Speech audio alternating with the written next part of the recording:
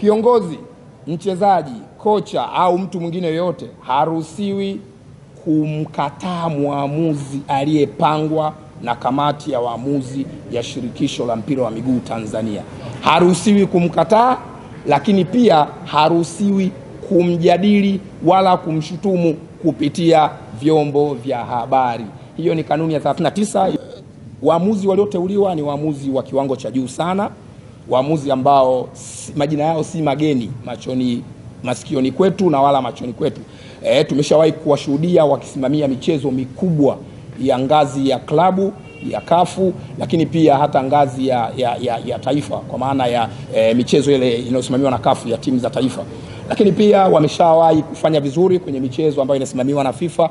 Ni waamuzi wakubwa, waamuzi wenye profile kubwa, wenye uwezo mkubwa, ambao kutokana na kwamba hili ni tukio lenye upekee, dabi ya Kariakoo, sherehe za kukabidhi ubingwa kwa pamoja, mambo haya mawili yametengeneza tukio kubwa sana.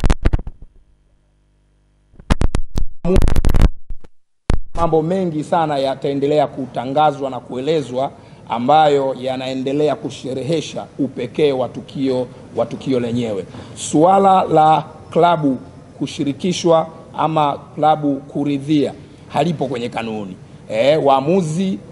Waamuzi wanateuliwa na kamati ya waamuzi ya TFF na wanapangiwa michezo na kamati ya waamuzi ya TFF.